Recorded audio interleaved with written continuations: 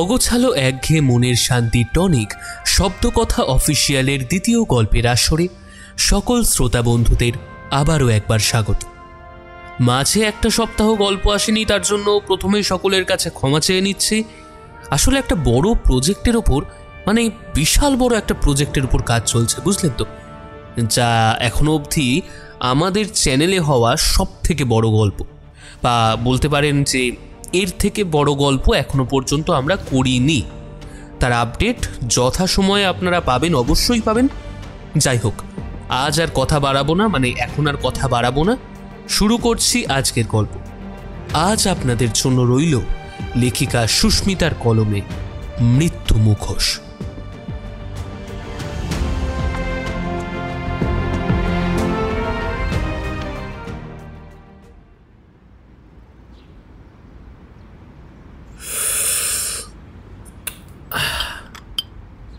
বেশ এরকম মিষ্টি একটা বিকেলবেলা, আর তার সাথে তোর আর আমার গোল হয়ে বসে থাকা, তাও এক বাটি চপ মুড়ি আর চাকে ঘিরে। ব্যাপারটাতে যত না নস্টালজিয়া আছে, তার চেয়েও বেশি রয়েছে প্রেম প্রেম ব্যাপার। কেমন যেন না থাকলে দিনটা ফাঁকা ফাঁকা লাগে, এমন একটা ব্যাপার, তাই না রে? লম্বা করে ঘ্রাণ নিয়ে চোখ বুজে বলে ওঠে শেখর। পীযূষ উত্তর দেয়, এই তোর কি সবেতে প্রেম না খুঁজলে চলে না, তাই না শেখর? শোন ভাই পীযূষ, প্রেম সর্বত্রই বিরাজমান। প্রেম নেই এমন কোনো জিনিসের অস্তিত্ব তুই দেখাতে পারবি না।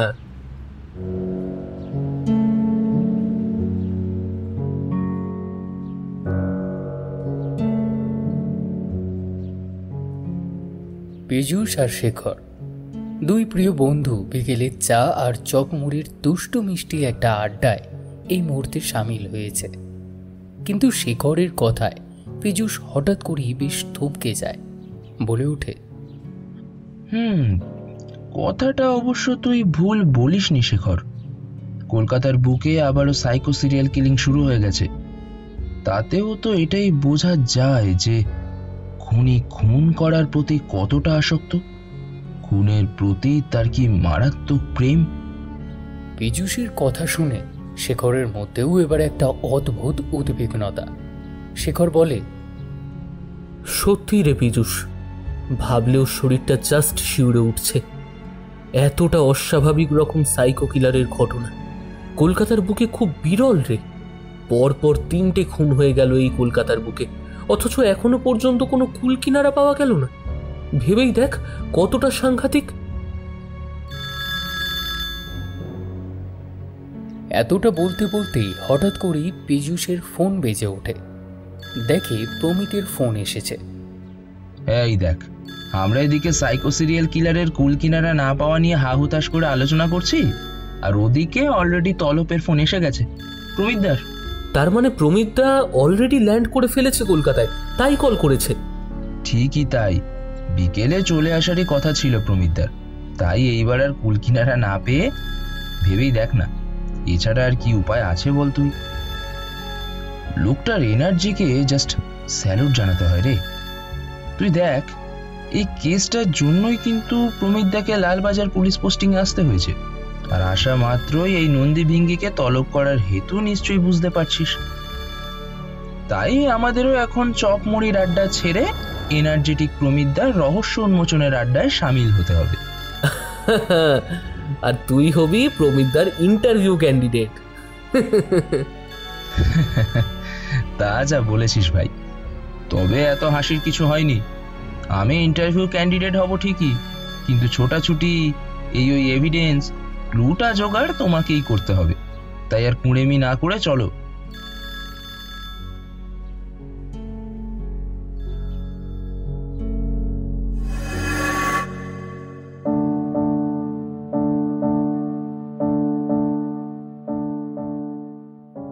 দুজনে মিলে রওনা দেয় প্রমিত বর্ধন যে বাড়িটিতে ভাড়া আছে সেখানে। প্রমিতের আসল বাড়ি দক্ষিণ 24 পরগনায়। পেশাগত জীবনে সে একজন স্পাই এজেন্ট, তবে বর্তমানে সে কলকাতায় ঘটে চলা একটা অদ্ভুত ধরনের সাইকো সিরিয়াল কিলারের কেস সলভের জন্য লালবাজার স্পেশাল ক্রাইম ব্রাঞ্চের মনিটরিংয়ের দায়িত্বে এসেছে আজ বিকালে। ব্যক্তিগত জীবনে সে বিভিন্ন ধরনের দুর্ধর্ষক কেসের ফাইল সমাধান এবং ক্লোজ করেছে। আর তার এই অভিযানে দুজন সক্রিয় যানবাহন হল তার দুই ভাই সমতুল্য চেলা পীযূষ আর শেখর। তাই বিকেলের সবকিছু গুছিয়ে নিয়ে এই ফ্ল্যাটে উঠে প্রথম ডাকটা তাদেরকেই করা। ওদের দুজনকে ঘরে আসতে দেখে প্রমিত অত্যন্ত নিশ্চিত মনে বলে, তোরা চলে এসেছিস, বস বস। পীযূষ আর শেখর সঙ্গে সঙ্গে প্রায় একসাথেই বলে ওঠে, আরে তুমি ডাকবে আর আমরা আসবো না, এমনটা কি কখনো হতে পারে প্রমিতদা? কিন্তু বিশ্বাস করো, কারণটা খারাপ হলেও তোমাকে আমাদের এই কলকাতায় দেখে ভীষণ ভালো লাগছে।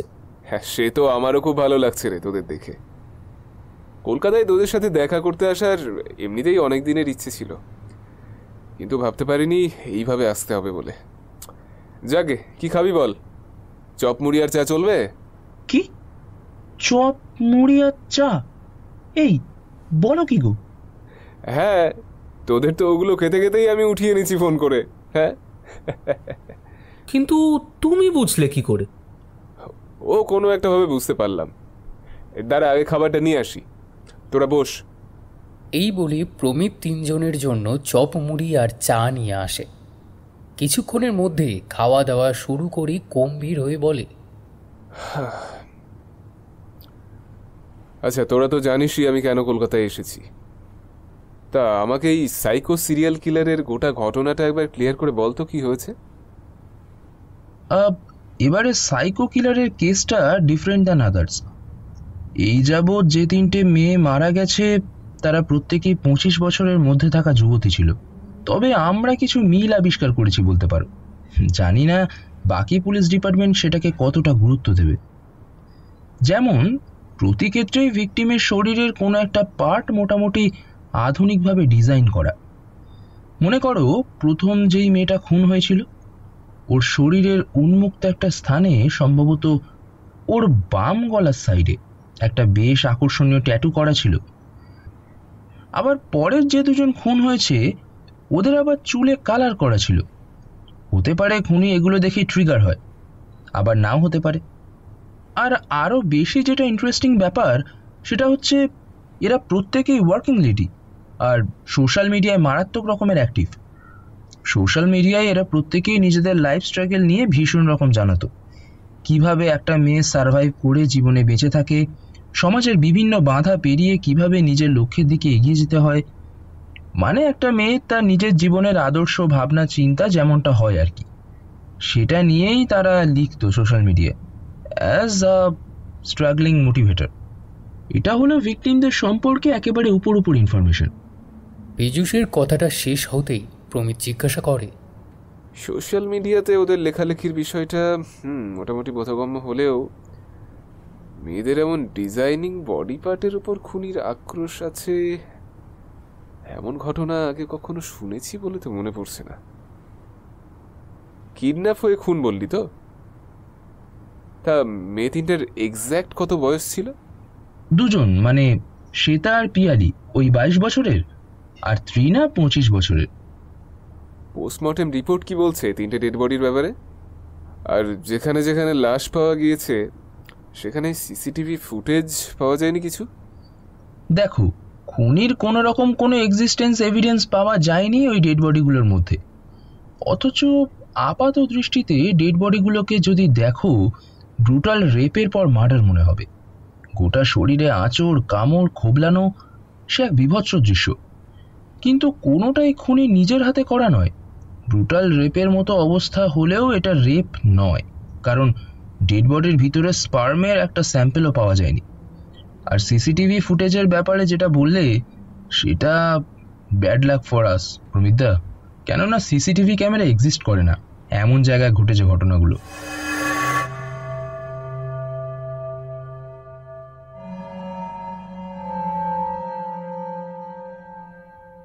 প্রমিত যত শুনছে তত যেন তার অ্যাড্রিনালিন হরমোন ক্ষরণ হচ্ছে। তাও মাথা ঠান্ডা রেখে সে আলোচনায় যায়। আচ্ছা, সিসিটিভি ফুটেজের ব্যাপারটা নিয়ে পরে বলছি, আগে খুনির ব্যাপারটা একটু ক্লিয়ার হই। তিনটে ডেড বডির মধ্যে কোনোটাতেই খুনির অ্যাক্টিভ এক্সিস্টেন্স নেই যখন, তখন প্যাসিভ এক্সিস্টেন্স কি কিছু আছে? এই যেমন ধর নেশার কোনো জিনিস দিয়ে অজ্ঞান করিয়ে দেওয়ার কোনো চিহ্ন, বা সম্মোহিত করে রেখেছে এমন কোনো ঔষধ বা ড্রাগস কিছু পাওয়া যায়নি? এগেইন তোমাকে হতাশ করলাম। উত্তরটা হলো না। ভীষণ মাথা খারাপ করার কিলার দেখছি। এত ধৈর্যশীল ওই কিলার যে নিজের টার্গেটের পুরো নারী নক্ষত্র সবকিছু খেয়াল রেখে কাজ করছে। স্ট্রেঞ্জ। হ্যাঁ, ঠিকই বলেছ। তবে আমার একটা কথা মনে হচ্ছে, হয়তো খুনি মেন্টাল হিপনোসিস করে এদের কিডন্যাপ করে নিয়ে গেছে, আর তারপর তাদের নিজের কোনো ডেরায় নিয়ে গিয়ে খুন করেছে। না হওয়াটা অস্বাভাবিক কিছু নয়, বরং এটা হওয়ার চান্সই বেশি।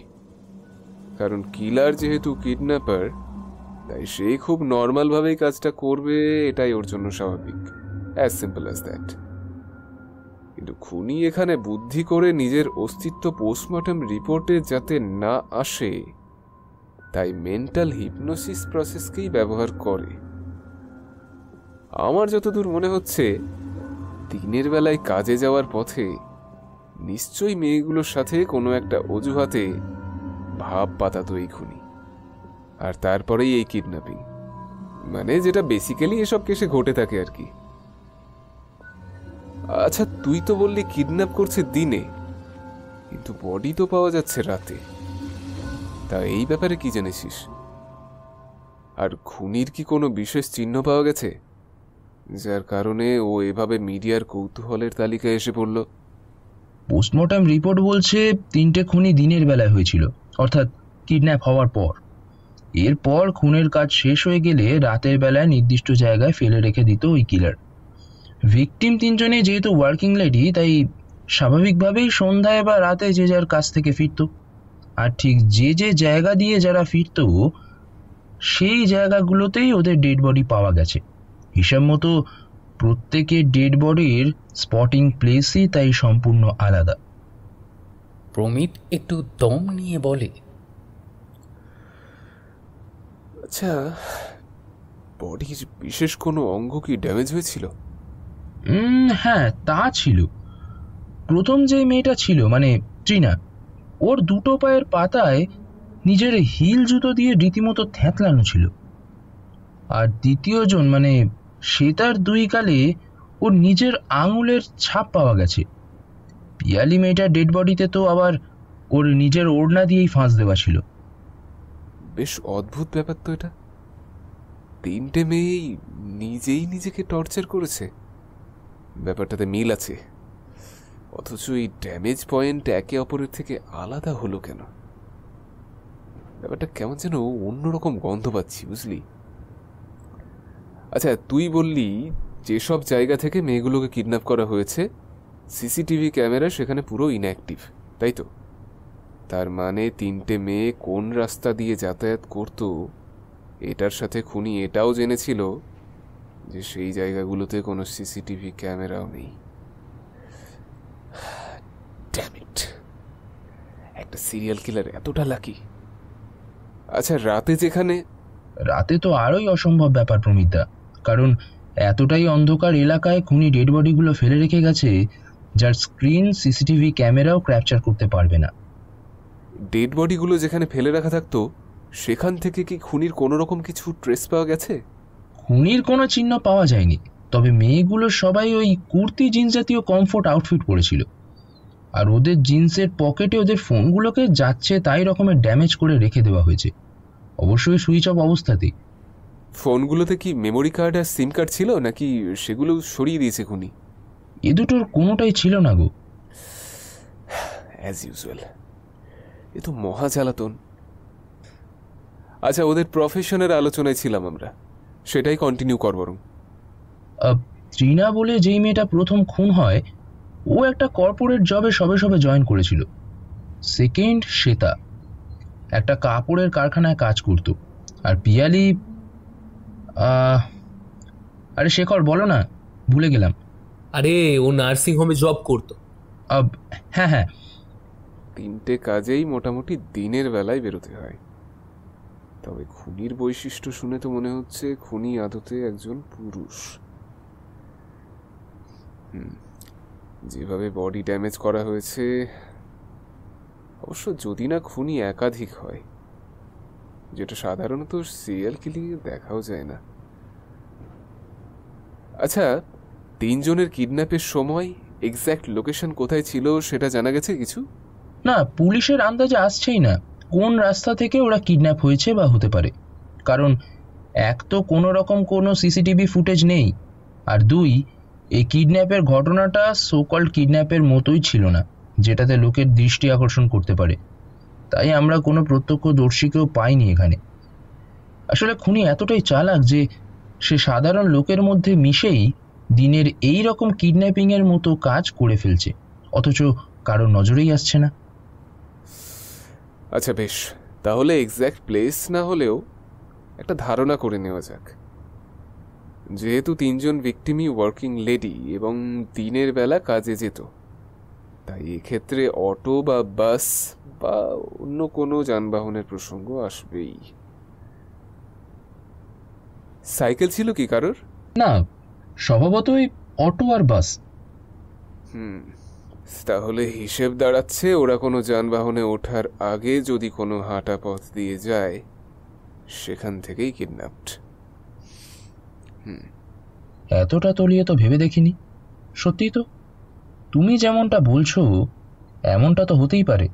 আর এক্ষেত্রে সিসিটিভি ক্যামেরা থাকার চান্সটাও খুব কম, কারণ বাড়ি থেকে বেরিয়ে হাঁটা পথে যদি বিশেষ কিছু না থাকে, তাহলে সেখানে সিসিটিভি ক্যামেরা না থাকাটাই স্বাভাবিক। খুবই ঘোরেল খুনি, বুঝলি? যদিও আমি এখনো আমার অনুমানগুলোকে প্রমাণ না করা অবধি পুরোপুরি ক্লেম করতে পারছি না। আর হ্যাঁ প্রতিমদা, তুমি খুনির সিম্বলের কথা বলছিলে না? আছে, এই খুনিরও একটা খুব ইউনিক সিম্বল আছে, সেটা হলো ওর মাস্ক।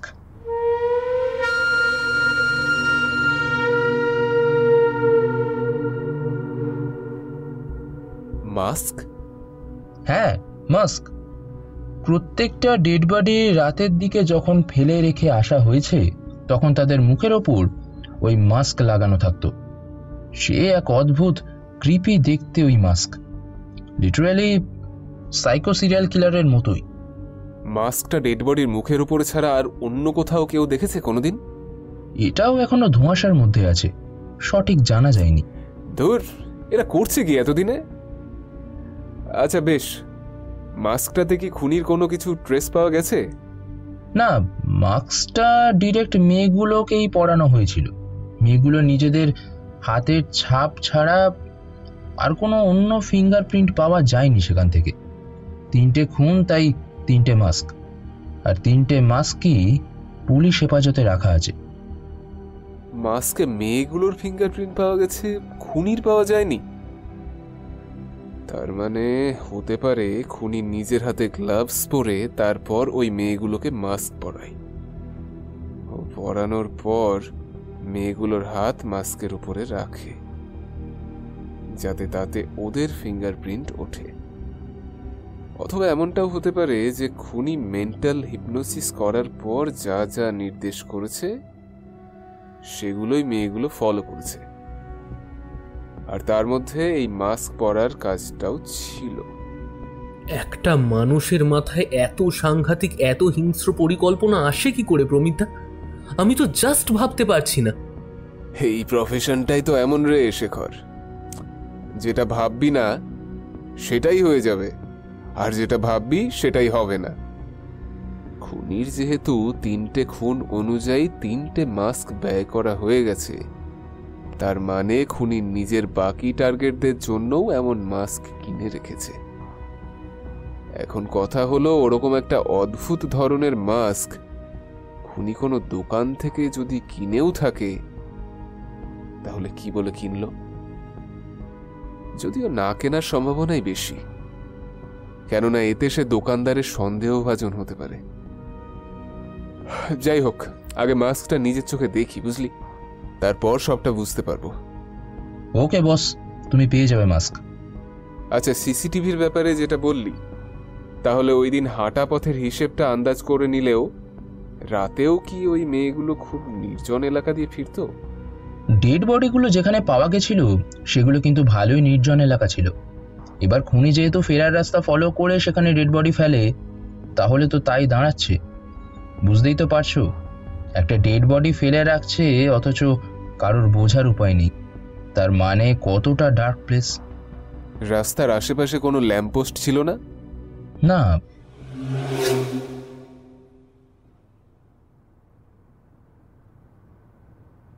সব দিক থেকেই দেখছি অস্পষ্ট দরজা। আচ্ছা শেখর, এবার তোকে যা যা বলছি মন দিয়ে শোন, দরকার পড়লে নোট করে নে।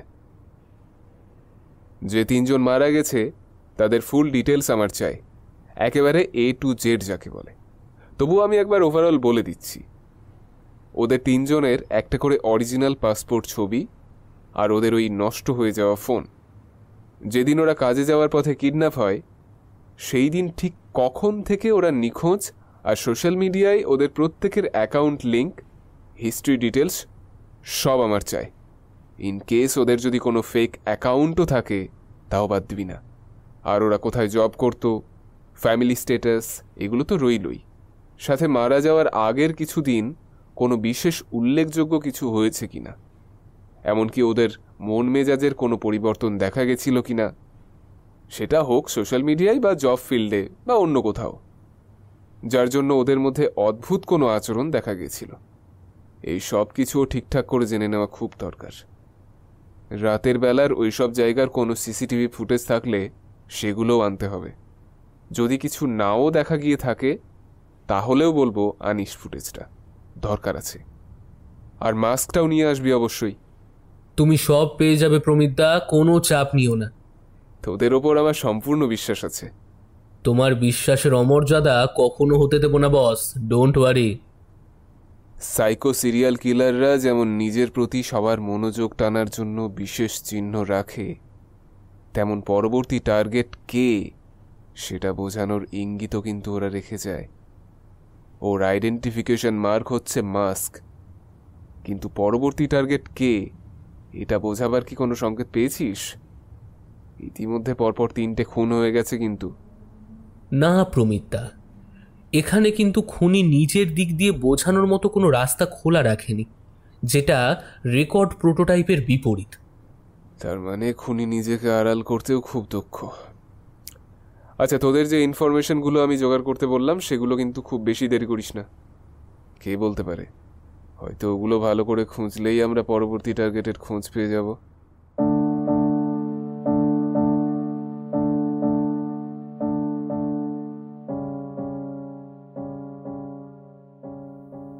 প্রায় বিকেলের দিকে নিজের কাঙ্ক্ষিত সমস্ত তথ্য পেয়ে যায় প্রমিত, আর সেগুলোকে খুঁটিয়ে পর্যবেক্ষণ করতে থাকে।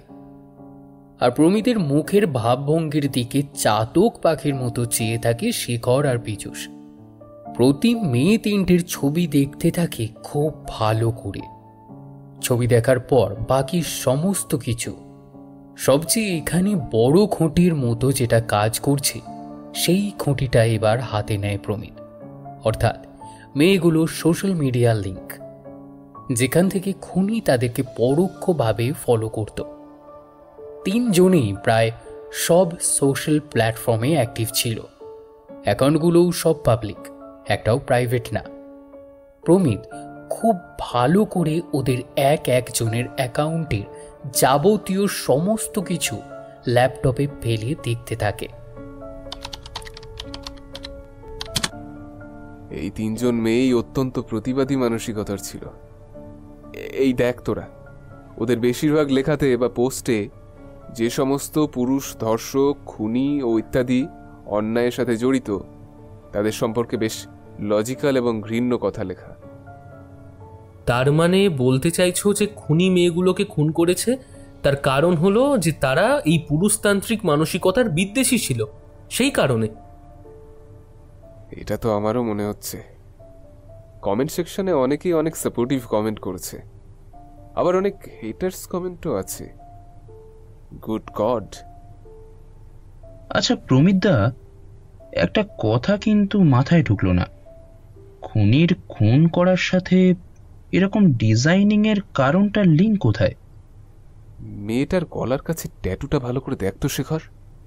এই বলে প্রমিত ল্যাপটপে স্ক্রিন জুম করে।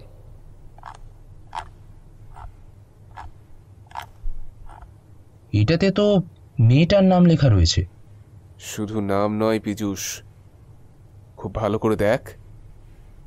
পীযূষের সাথে শেখরও খুব ভালো করে খেয়াল করতে গিয়ে দেখে মেয়েটার তৃষ্ণা নামটা এমনভাবে ইউনিক ডিজাইন আর্ট করে লেখা, যেটা খুব ভালো করে না দেখলে বোঝা সম্ভবই নয় যে ওই নামটা দিয়ে একটা ত্রিশূল আঁকা হয়েছে। ও মাই গড, এতদিনে তো এটা খেয়াল করিনি প্রমিতা। ইভেন আমরা কেউই খেয়াল করতে পারিনি। তার মানে এই ত্রিশূলের ট্যাটুটাও এর খুন হওয়ার পেছনে বড় ভূমিকা আছে। কিন্তু বাকি মেয়ে দুটোর তো চুলের কালারে এমন কিছু বোঝা যাচ্ছে না, তারপরে ওদের খুন করা হলো কেন? ভ্যালিড প্রশ্ন। তোরা একটা জিনিস খেয়াল করে দেখ, সিংহের কেশরের রং যেমন ধরনের হয়, এই মেয়ে দুটোর চুলও কিন্তু সেই রঙেরই করা। একেবারে দেখেই যাতে মনে হয় যে শুধু পুরুষ সিংহ নয়, নারীও সিংহ। আর এইটা খুনির পছন্দ হয়নি। প্রমিতের কথা শুনে পীযূষ আর শেখর দুজনেই হতবাক হয়ে চেয়ে দেখে ভালো করে। খুনি চালাক এই জন্যই কারণ খুনি শিক্ষিত, অন্তর্দৃষ্টি প্রখর। এ তো ভয়ানক সাংঘাতিক মানসিকতার লোক। কিন্তু তারপরে প্রশ্ন থেকে যায় যে রাস্তাঘাটে অচেনা লোকের ওপর সহজে বিশ্বাস না করার পরামর্শ দেওয়া এই নারীরা কাজে যাওয়ার পথে কি করে কিডন্যাপ হলো? খুনি অত কম সময়ের মধ্যে সকলের মধ্যে থেকে কিন্তু আসলে সকলের আড়ালে বিশ্বাস অর্জন করার মতো কি এমন করলো যাতে মেয়েগুলো এতটা অনায়াসে কিডন্যাপ হয়ে গেল? প্রমিত শেখরের আনা বাকি ইনফরমেশন নিয়ে ঘাঁটাঘাঁটি করতে করতে বলে, শোন, এই প্রশ্নের উত্তরগুলো পেতে গেলে মেয়েগুলো সম্পর্কে আরও খুঁটিনাটি জানতে হবে। মেন্টাল হিপনোসিসের প্রথম ধাপই হলো শিকারের সফট কর্নার শনাক্ত করে সেটা ঠিক ভালোভাবে কাজে লাগানো। মেয়েগুলোর দুর্বলতা কি সেটা তাই জানা দরকার। পীযূষ আর শেখর মাথা নাড়িয়ে সম্মতি দেয়। আশা করি চারিদিকে পুলিশ পোস্টিং হয়ে গেছে, কিন্তু কেসটা যেহেতু আমাদের হাতে আছে তাই তোরা খোঁজ নিয়ে দেখ এই ধরনের পুরুষতান্ত্রিক মানসিকতার বিদ্বেষী ও নিজেদের শরীরে শক্তির অস্তিত্ব রাখা এমন কোনো মেয়ে রাস্তাঘাটে কখন কোথায় বেরোচ্ছে। কারণ খুনির নেক্সট টার্গেট বোঝা বা খোঁজা না অবধি আমি ভরসা রাখতে পারছি না কিছুতেই।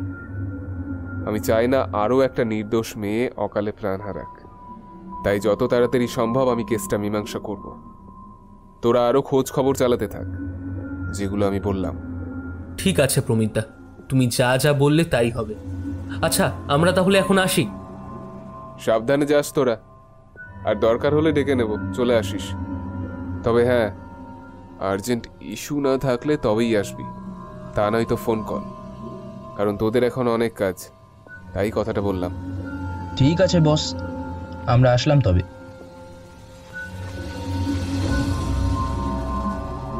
তিনটে আলাদা প্লাস্টিকের ভেতরে রাখা আছে তিনটে মাস্ক।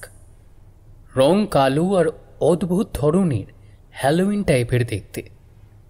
সম্ভবত ফেব্রিক দিয়ে হাতে বানানো হয়েছে। তবে ফেব্রিকটা বেশ অদ্ভুত রকম।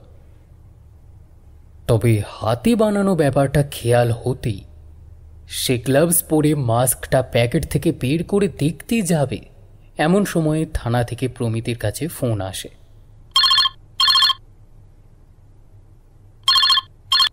Hello sir. উত্তেজিত কণ্ঠ থানার ওসির। কি হয়েছে? আপনার গলার আওয়াজ এমন লাগছে কেন? বসুধা মিত্র নামের একটি মেয়ে ও সকালে কিছু বাচ্চাদের টিউশন পড়াতে যায় আর তারপর বাড়ি ফিরে কলেজ যায়, কিন্তু ওর বাবা মা থানায় এসে জানায় যে বসুধা নাকি বিকেল হয়ে যাওয়ার পরেও বাড়ি ফিরেনি, আর ওর ফোনও নাকি সুইচ অফ। হোয়াট? কি বলছেন? কি কটায় বাড়ি থেকে বেরিয়েছিল বসুধা? এই ধরুন সকাল 7টা স্যার, 10টার সময় ও বাড়ি ফিরে 11টায় কলেজ যায়, আর এখন 5টা বাজতে যায় স্যার। মেয়েটার কোনো খোঁজ নেই।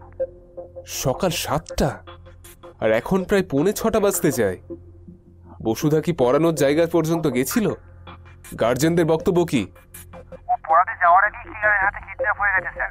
গার্জেনরাই প্রথম বসুধার বাড়িতে ফোন করে জানায় বসুধা ওখানে যায়নি, আর তারপর বসুধার বাবা মা থানায় এসে জানিয়েছে সবটা। আপনারা এতটা সময় যাওয়ার পর খবরটা পেলেন? এখন একটা সেকেন্ড নষ্ট করা মানে মেয়েটার প্রাণ সংশয় বেড়ে যাওয়া। না না, কিছুতেই ওকে খুন হতে দেওয়া যাবে না। ও বাড়ি থেকে বেরোনোর পর আর কোনো যানবাহনে ওঠার আগে অবধি যে কটা হাঁটা পথ আছে সেখানের আনাচে কানাচে খেয়াল রাখুন, আর সিসিটিভি ফুটেজ চেক করে দেখুন কিছু এসেছে কিনা। আমি এখনই আসছি। এই বলে প্রমিত নিজের তদন্তের কাজ ওখানেই থামিয়ে থানার উদ্দেশ্যে রওনা দেয়, আর ফোন করি পীযূষ শেখরকে থানায় চলে যেতে বলার পর নিজের একজন বন্ধুকে, যে তাকে বসুধার নিখোঁজ হয়ে যাওয়ার ব্যাপারে সাহায্য করতে পারবে। প্রমিত থানায় পৌঁছানো মাত্রই পীযূষ শেখর ও গোটা পুলিশ ফোর্সকে কাজ ভাগ করে দেয়।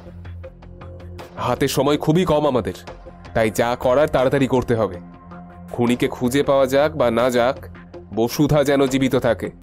শেখর, তুই বসুধার বাড়ি সার্চ করবি, সাথে আর যা যা করার দরকার তাই করবি।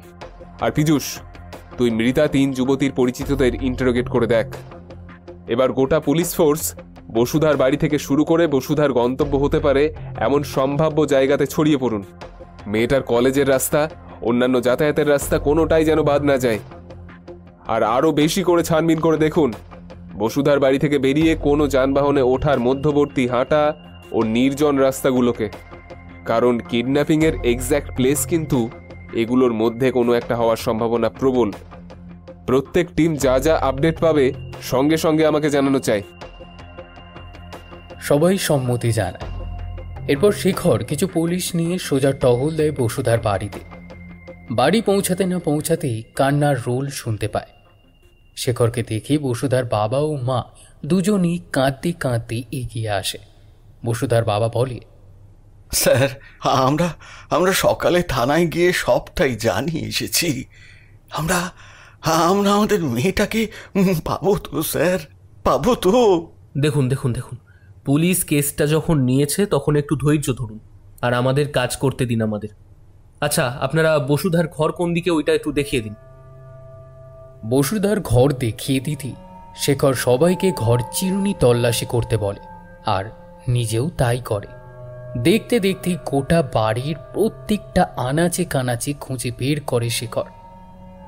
বেশ কিছুক্ষণ ধরে খোঁজার পর সন্দেহজনক কিছু খুঁজে না পেয়ে বেরিয়ে আসে তারা। তবে শেখর বসুধার ছবি দেখছিল, কিন্তু এখন তার একটা অদ্ভুত ব্যাপার খেয়াল হয়। বসুধার শরীরের উন্মুক্ত স্থানে কোনো ট্যাটু নেই, বা ওর চুলের রং বা শক্তিকে ইঙ্গিত করে এমন কোনো চিহ্নও নেই। তারপরে ওকে টার্গেট করার কারণ কি? শুধু ওর সোশ্যাল মিডিয়ার পোস্ট? না না না না না না, সাইকো কিলার কখনো নিজের খুনের রুল বদলায় না। তাহলে এখানেও কি ওর ওই নামের জন্য? আপন মনে বলতে বলতে থেমে যায় শেখর, কারণ বসুন্ধরার সংক্ষিপ্ত রূপের নামই তো বসুধা। মনের মধ্যে সাংঘাতিক একটা চড় নিয়ে কিছু জিজ্ঞাসাবাদ করার পর শেখর বেরিয়ে যায় সেখান থেকে। মনের মধ্যে চাপা একটা ক্ষোভ কাজ করছে তার। বসুধার ঘটনাটা যেন প্রমিতের দিকে ছোঁড়া খুনির চ্যালেঞ্জ বলে মনে হয় তার। তাই হয়তো সে কলকাতায় আসা মাত্রই খুনি তাকে বিন্দু মাত্র সুযোগ না দিয়ে পরের শিকারকে ফাঁদে ফেলে। শেখর প্রমিতকে ফোনে জানায়, হিসেব মতো যা বোঝা যাচ্ছে বসুধাও আগের 3 জনের মতোই ছিল, কিন্তু 3টে খুনের কারণ সম্পর্কে উড়ো সংবাদ কিছু শোনার পর কি যেন ভেবে সে নিজের সমস্ত সোশ্যাল মিডিয়া অ্যাকাউন্ট ডিলিট করে দেয়। তাতেও খুনির নজর থেকে সে রেহাই পায়নি। ওর ঘর বা গোটা বাড়ি খুঁজে বিশেষ কিছু পাসনি? না গো।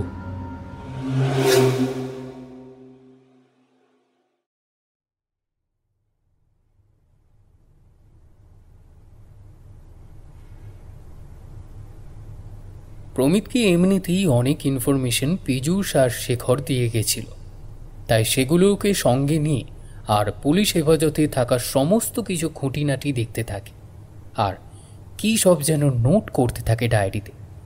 করা হয়ে গেলে বলে, বসুধার ট্রেস পাওয়া গেল?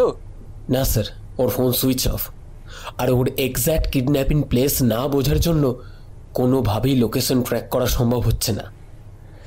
বসুধার লাইফ রিস্কের চান্স বেড়েই চলেছে, তাই কেয়ারফুলি কাজ করুন। স্যার বলছিলাম কি, মেয়েটাকে কি আদৌ বাঁচাতে পারা যাবে স্যার? সকাল 7টা থেকে এখন সন্ধে 7টা, মানে পাক্কা 12 ঘন্টা হতে চলল। মেয়েটা কি বেঁচে থাকবে? আর প্রমিতির মাথার রগ ফুলে ওঠে।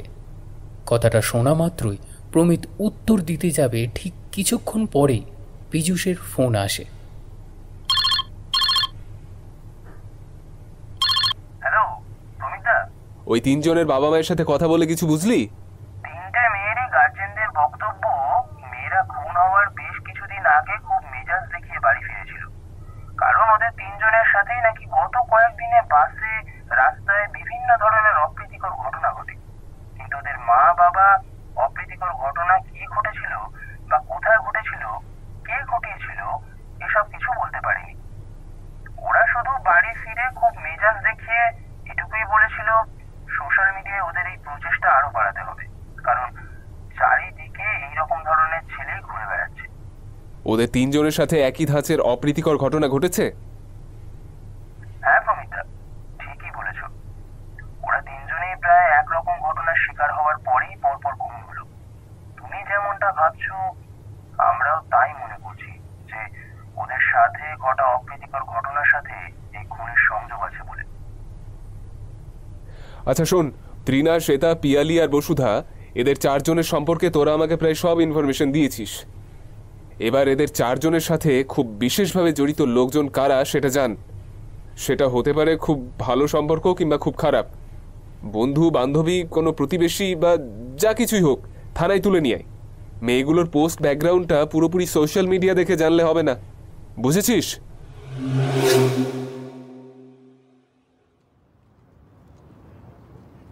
কাস্টাডিতে সারিবদ্ধভাবে দাঁড়িয়ে থাকা বহু জনের মধ্যে রিমি নামের একজন মেয়ে অত্যন্ত রাগের বশে বলে ওঠে, স্যার, আমাদের এখানে কেন ডেকে আনা হয়েছে? দেখুন, দরকার থাকলে নিশ্চয়ই ডাকতে হবে, তাই না?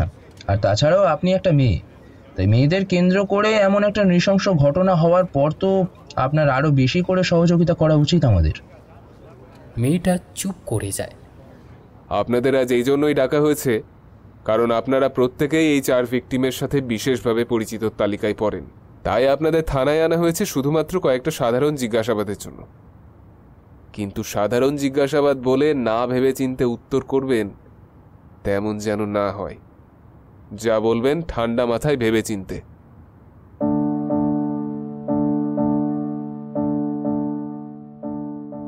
প্রথমে সে ত্রিনার পরিচিতদের এক এক করে আলাদাভাবে ডাকে, তারপর শ্বেতা, পিয়ালি ও সবশেষে বসুধা। প্রায় অনেকক্ষণ ধরে সকলের অলক্ষ্যে পীযূষের প্রশ্নের মুখোমুখি হওয়া দেখে অনেকেই বেশ ঘাবড়ে যেতে শুরু করে। পীযূষ আর শেখর দুজনই তাদের উপর তীক্ষ্ণ নজর রাখে। আরে আজব তো, কি মুশকিল। দেখুন, আমাদের এখানে অহেতুক ডেকে হেনস্থা করার কিন্তু কোনো মানে আছে বলে মনে হয় না, কারণ খুনি তো আমাদের মধ্যে আর কেউ হবে না। আর যদি আপনার কথা মেনেও নি, তাহলে আপনি একবার ভেবে দেখুন, রাতে ডেড বডি কে ফেলবে? কিছু কি ভেবে দেখেছেন? তাই অযথা এভাবে সময় নষ্ট করা কিন্তু কোনো মানেই হয় না। আমাদেরও সময়ের দাম আছে অফিসার। আর তাছাড়া ওদের সম্পর্কে যা জানি তা তো প্রায় আপনাকে বলেই দিয়েছি। আর মনে হয় না যে আমাদের গ্রুপে আর কেউ ওদের সম্পর্কে এর থেকে বেশি জানে। তাই আমার মনে হয় খুনিকে ধরা আপনার কাছে সঠিক সিদ্ধান্ত হবে। অযথা এখানে সময় নষ্ট করা কোনো মানেই হয় না অফিসার। শানু নামের একটা ছেলে কথাটা বলে উঠতেই বাকিরাও তার সাথে সমস্বরে বলতে থাকে, কথাটা হয়তো লজিক্যালি ঠিক, কিন্তু এটাও বা না হওয়ার কি আছে যে খুনির সাথে কানেক্টেড কিছুও পাওয়া যাবে না? তাই আমাদের কাজ আমাদের করতে দিন। ঠিক তাই। আর তাছাড়া আপনাদের এত উদ্বিগ্ন হতে কেই বা বলছে? হ্যাঁ, আপনারা তো বলছেন যে আপনারা কোনো দোষ করেননি, আপনাদের থানায় ডাকা হয়েছে কিছু জিজ্ঞাসাবাদের জন্য। উত্তর পাওয়া হয়ে গেলে চলে যাবেন। এর জন্য অহেতুক এত কথার কি আছে?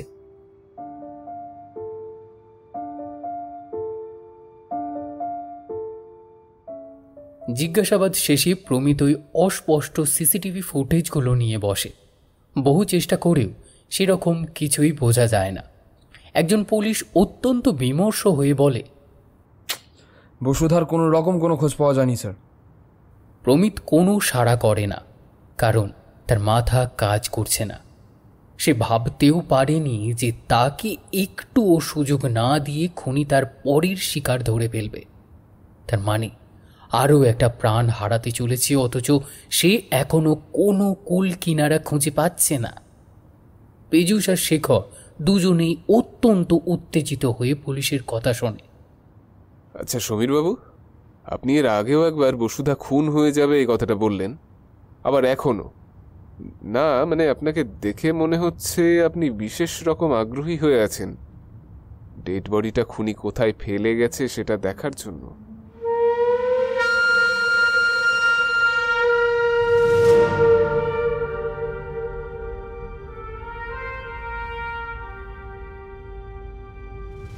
সবাই প্রমিতের দিকে তাকায় অবাক হয়ে।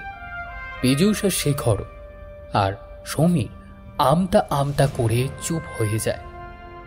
খুনি আমাদের পুলিশ পোস্টিং এর খবর পেয়ে গেছে, আর তাই খুব ভালো করেই বোঝা যাচ্ছে আজ খুনিকে যেভাবে ধরার কথা ভাবছো সেভাবে ধরা যাবে না। প্রমিতের সামনে এখন 3টে মেয়ের ড্যামেজড হয়ে যাওয়া ফোন আর মাস্ক 3টে রাখা। এই 2 জিনিসই তাকে খুনির সন্ধান দিতে পারে। সে অত্যন্ত সন্তর্পণে হাতে গ্লাভস পরে আর ম্যাগনিফাইং গ্লাস দিয়ে গোটা মাস্কটা ঘুরিয়ে ঘুরিয়ে দেখছে। বেশ অনেকক্ষণ ধরে দেখার পরে সে গুগলে মাস্কের ছবি আপলোড করে ভিজুয়াল ম্যাচ সার্চ করে। সার্চ করার সঙ্গে সঙ্গে সিমিলার কয়েকটা ছবি বের হয়, আর তার সাথে সেই মাস্কগুলোর সোর্স। এখানে মাস্ক বিক্রি যেসব দোকানে হয় আর গুগল সোর্সে আসা কলকাতার মধ্যে ও তার বাইরে থাকা প্রত্যেকটা দোকান যেখানে এই ধরনের মাস্ক পাওয়া যায় খোঁজ করুন ইমিডিয়েটলি। এই মাস্ক যেহেতু দোকানের নয়, হাতে বানানো, তাই আমি যদি খুব ভুল করে না থাকি তাহলে হয়তো খুনি এরকম ধরনের একটা মাস্কের স্যাম্পেল এই দোকানগুলোর মধ্যেই কোনো একটা দোকান থেকে জোগাড় করে থাকবে, আর সেই একটা স্যাম্পেল দেখেই সে অগুন্তি মাস্ক তৈরি করবে নিজের অগুন্তি স্বীকার করার জন্য।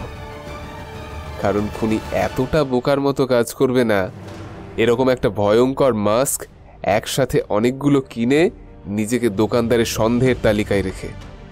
প্রত্যেকে নিজেদের মধ্যে গ্রুপ করে নিন, আমি পীযূষ আর শেখর একসাথে যাচ্ছি। আজকের মধ্যেই খুনিকে খুঁজে বের করতে হবে। বসুধার তাহলে কি হবে?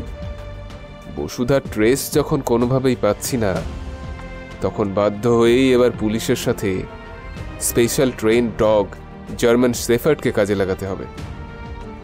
ঠিক যে জায়গাগুলোতে পুলিশ পোস্টিং রয়েছে সেই সব কটা জায়গায় কুকুরগুলোকে ছেড়ে দিন।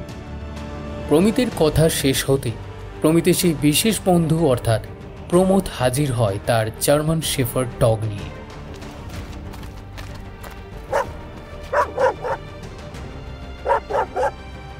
তার মানে তো বসুধার সাথে সাথে আমরা খুনিকেও পেয়ে যেতে পারি। দেখা যাক কি হয়। এই মাস্কের দোকানের খোঁজ নেওয়া শুরু করতে হবে, আর পুলিশ ফোর্সের সাথে কুকুরও ছড়িয়ে দিতে হবে। মোদ্দা কথা, কিলার আর ভিকটিমের সন্ধান একসাথেই করতে হবে।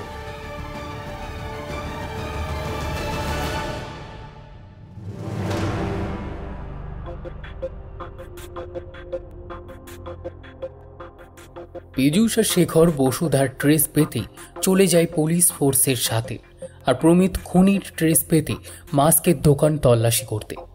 কাজ বাড়ছে, কিন্তু সময় কমে আসছে আস্তে আস্তে।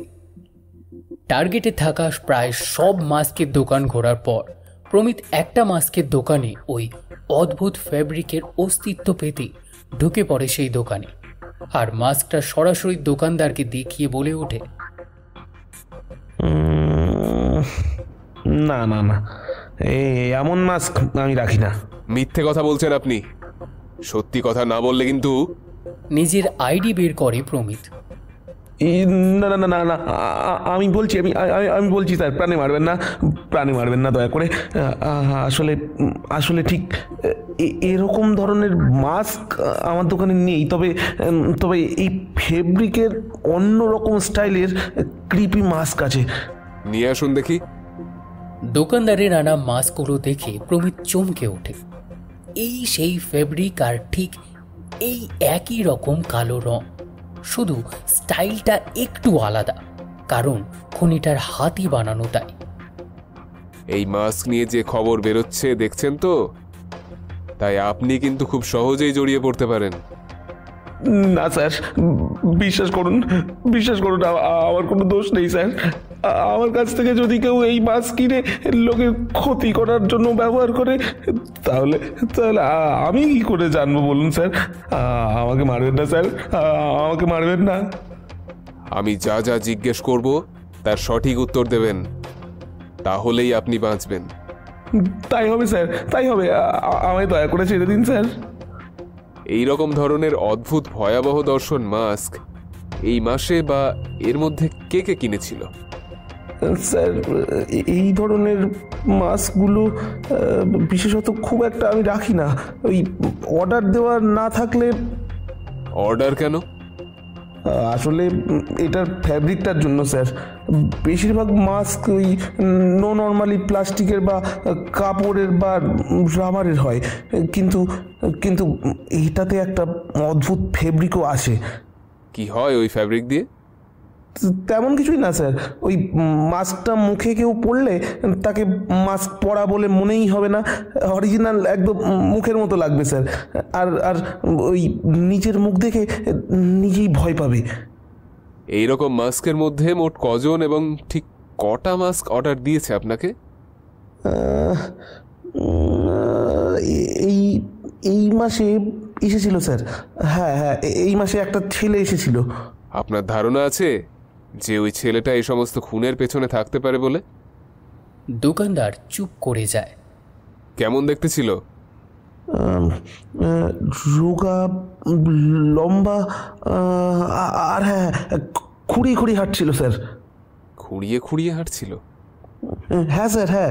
ওর ওর বাম পাটা খোঁড়া ছিল একটু। ওর পর আর এসেছিল দোকানে? আগে না স্যার।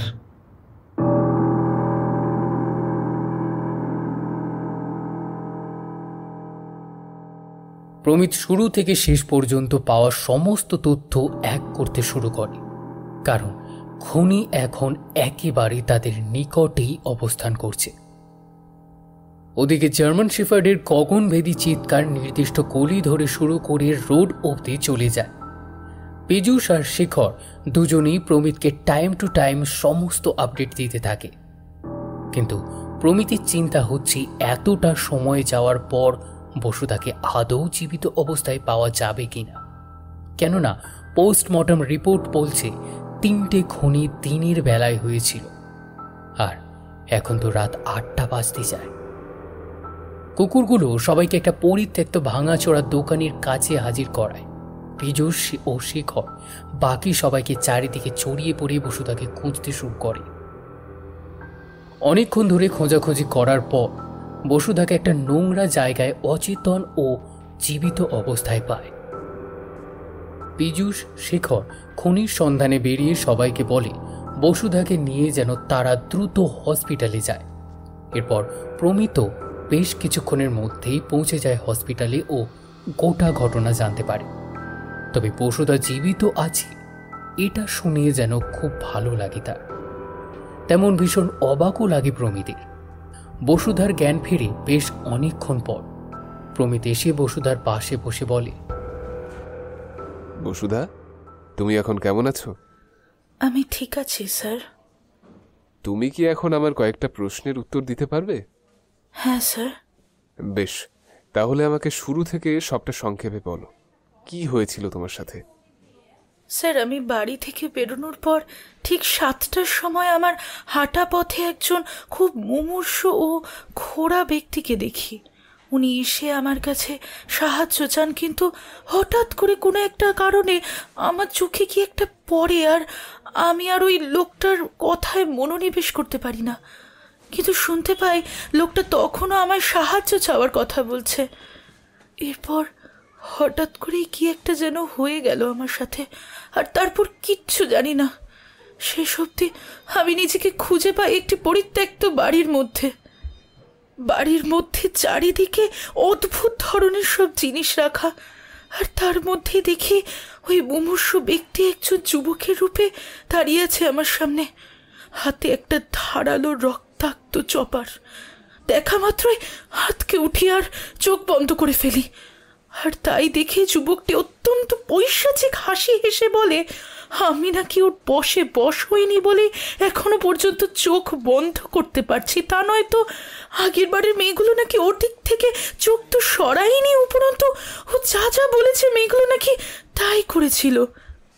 আমি বুঝতে পারি এই ছেলেটাই সেই সাইকো কিলার, আর ও আমার কাছে সাহায্য চাওয়ার মাধ্যমে আমার চোখের দিকে তাকিয়ে মেন্টাল হিপনোসিস করতে চেয়েছিল। কিন্তু ওই সময় আমার চোখে কিছু একটা পড়ে যাওয়ার কারণে আমি চোখ বুঝেছিলাম, তাই ওর সম্মোহনী কাজ হয়নি। বসুধার কথা শুনে সবাই রীতিমতো থমকে যায়। সে আবার বলতে শুরু করে, কিন্তু আমি জানি না ও আমাকে ওই বাড়িতে কিভাবে নিয়ে গেছিল।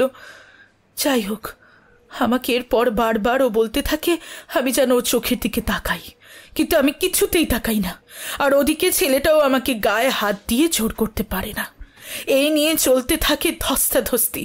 ও যতবার বলে আমাকে চোখের দিকে তাকাতে, আমি ততই মাথা নিচু করে চোখ বুজে থাকি, কারণ চোখের দিকে তাকালে আমার মৃত্যু অবধারিত। আমি জানতাম সেটা। আমি নিজের ফোনটা বের করতে গিয়ে দেখি ছেলেটা হাসতে হাসতে বলছে ও আমার ফোন পুরো নষ্ট করে দিয়েছে। এরপর আবার আমার চরম নীরবতা দেখে ছেলেটা প্রচণ্ড রেগে চপার ফেলে দিয়ে একেবারে চুপচাপ হয়ে যায়। তবুও আমি তাকাই না ওর দিকে।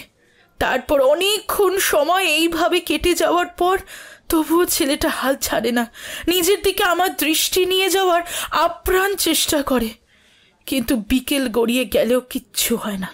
তারপর গোটা রুমে কি একটা অদ্ভুত গ্যাস ভরে যায় আর আমি অজ্ঞান হয়ে যাই।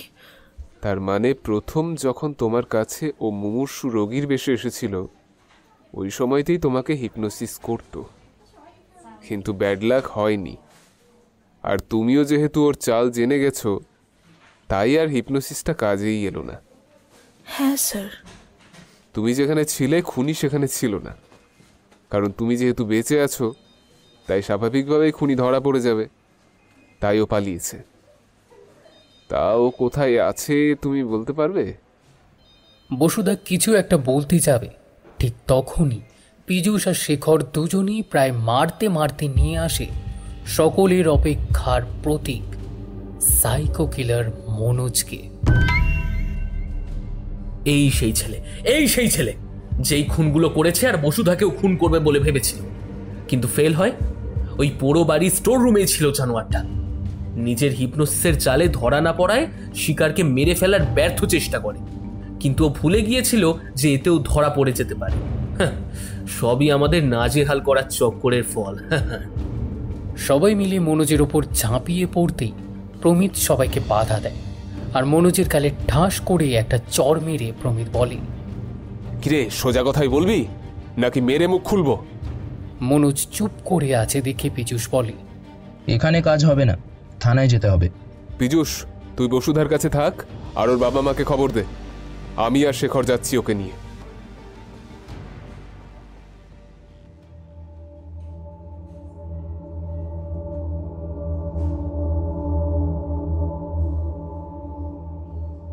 মনোজ আর প্রমিত মুখোমুখি। ঘৃণা ভরে প্রমিত বলে, এখনো চুপ করে আছিস তুই? পিঠে মার পড়েনি বলে নাকি? মনোজ প্রমিতের দিকে হিংস্রভাবে তাকায়। আমাকে তুই সম্মোহন করতে পারবি না, বুঝেছিস? বরং যেটা পারবি সেটা বল, তা নয়তো তোর কপালে অশেষ কষ্ট আছে। হ্যাঁ, আমি সেই খুনি যে ওই 3টে মেয়েকে খুন করেছি। আর আজ এই বসুধা নামের মেয়েটাকে খুন করব ভেবেছিলাম। কেন খুন করলি ওদের? কি দোষ ছিল ওদের? আমি মেয়েগুলোর সোশ্যাল অ্যাকাউন্ট থেকে মূলত ওদের গতিবিধির ওপর নজর রেখেছিলাম।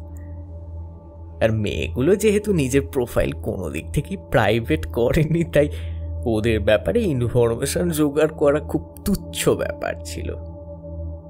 আর আমার টার্গেটে মেয়েগুলো শুধুমাত্র যে পুরুষ বিদ্বেষী ছিল তার জন্য কিন্তু নয়, এসেছে আরো একটা কারণে। সেটা হলো এদের এই স্বাধীন চেতা, কুছ পরোয়া নাহি অ্যাটিটিউড। নিজেকে প্রতিষ্ঠিত করার এই যে আপ্রাণ মানসিকতা, এটা আমার সহ্য হয়নি। মেয়েদের পুরুষের পায়ের তলায় থাকা উচিত, ওদের সমঝোতা করে চলা উচিত। তাই যারা আমার এই অপছন্দের কাজগুলো করবে তাদের খুন করব ভাবলাম, যার প্রথম ধাপ হবে সকলের অলক্ষ্যে কিডন্যাপিং। আর তাই তুই 3টে মেয়েকে নিজের ফাঁদে ফেললি, তাই তো? ঠিক ঠিক ঠিক ঠিক ঠিক তাই। এই 3টে মেয়েকেই দেখলাম সোশ্যাল মিডিয়ায় হোক বা ব্যক্তিগতভাবে মুমূর্ষু রোগীদের প্রতি বিশেষ রকম দুর্বল ছিল। সালা নেকামি যত সব। এখন দুর্বলতা থাকার জন্য দুর্বল ছিল নাকি সোশ্যালাইজেশন করার জন্য সেটা ওরাই জানবে। আর আমি ঠিক করলাম এটাকেই টোপ হিসেবে ব্যবহার করব। জানেন তো, 3টে মেয়ের জন্য একেবারে আলাদা প্ল্যান ভেবেছিলাম, কিন্তু তারপর ভাবলাম না না না না না, দরকার নেই, একটা প্ল্যানেই চলে যাবে। আলাদা প্ল্যান ভেবে রেখেছিলি কেন? কি আলাদা প্ল্যান ভেবেছিলি? আলাদা প্ল্যান ভেবে রেখেছিলাম যাতে কেউ আমাকে সন্দেহ না করে।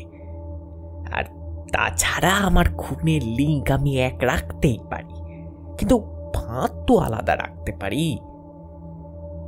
ত্রিনাকে তো মুমূর্ষু রোগীর বেশেই ধরতাম, কিন্তু সেটাকে এমন কথা বলতাম যাতে ও আমাকে বিশ্বাস করতে বাধ্য হয়।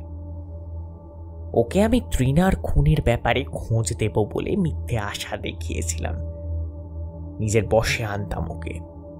তার পিয়ালি, ও তো এমনিতেই ওর হসপিটাল নিয়ে খুব চাপে ছিল, ঘন ঘন ফোন আসতো, তাই আমিও ওকে সময় সুযোগ বুঝে ফোন করতাম।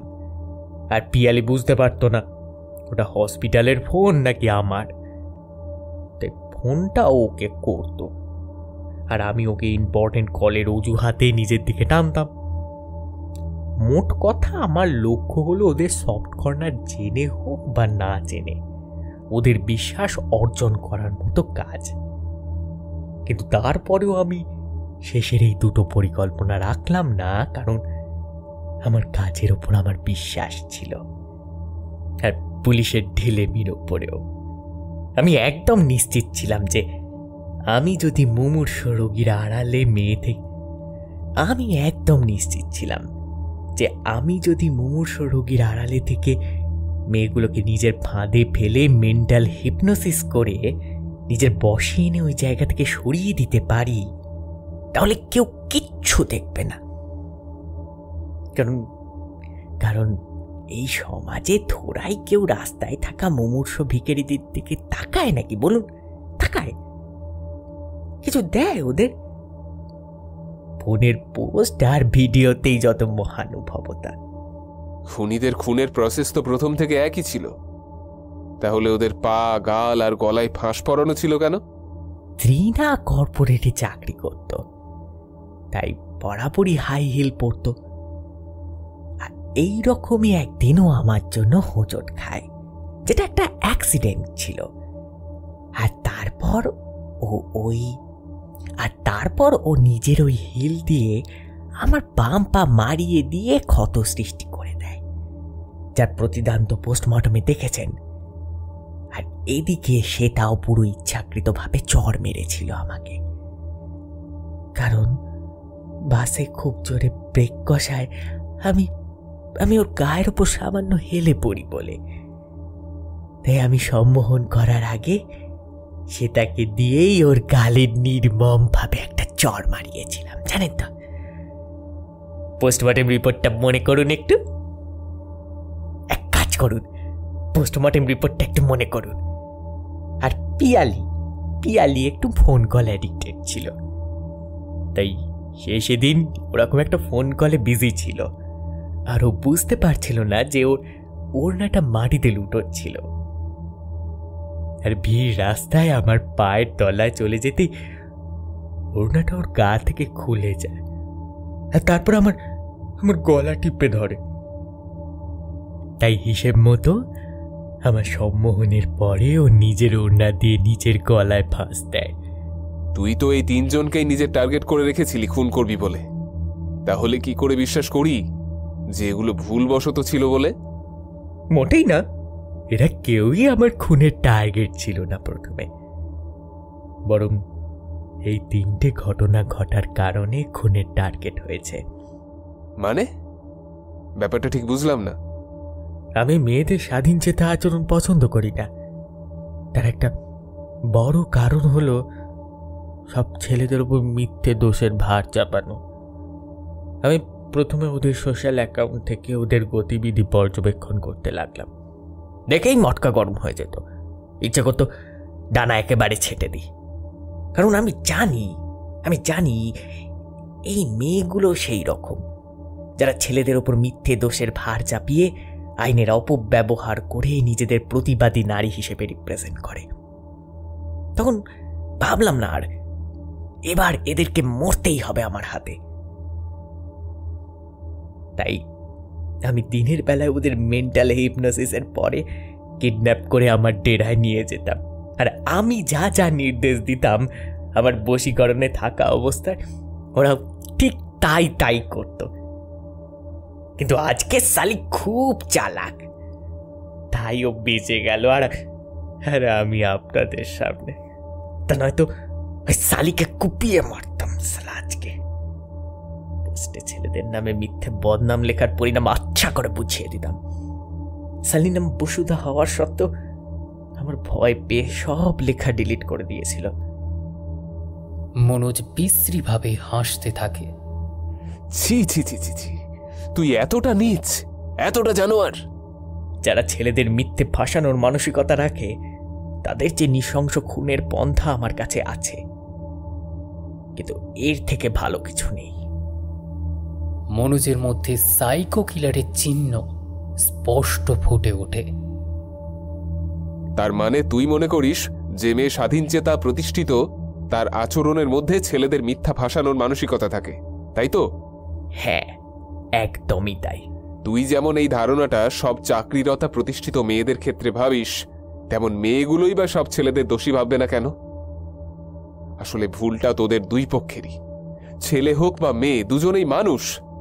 লড়াইটা নারীবাদের বিরুদ্ধেও নয়, পুরুষতান্ত্রিক সমাজের বিরুদ্ধেও নয়। লড়াইটা মানুষের মানবিকতা রক্ষার লড়াই, এবং সেই লড়াইটা তোদের মতো অমানুষদের বিরুদ্ধে। মনোজের মধ্যে সাইকো কিলারের চিহ্ন স্পষ্ট ফুটে ওঠে। মনোজ এরপর তাকায় প্রমিতের দিকে। ওর চোখের দৃষ্টিতে এক অদ্ভুত জিজ্ঞাসা বিরাজ করছে। সে আর কোনো রকম কোনো কথা বলে না, বরং সকলের চোখের সামনে টেবিল থেকে একটা সরু সূঁচ তুলে নেয়। মুহূর্তের মধ্যে সেটা নিজের ঘাড়ে ফুটিয়ে দেয় মনোজ। প্রমিত যতক্ষণ বিষয়টা বুঝতে পেরে ছুটে গেল, ততক্ষণে সব শেষ।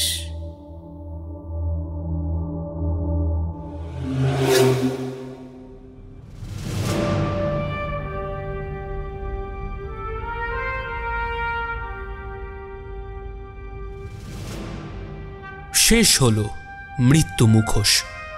গল্প পাঠে অতনু, গল্পের সূত্রধার আমি শুভম, মুখ্য চরিত্রে অমিত, অন্যান্য চরিত্রে রাজ, প্রদ্যুৎ, সায়ন, সৌরদীপ, সৃষ্টি, মনীষা, অমিতাভ এবং অরিত্র। শব্দ সংযোজন, আবহ এবং প্রচ্ছদে আমি শুভম। আর কিছু নেই, সব শেষ।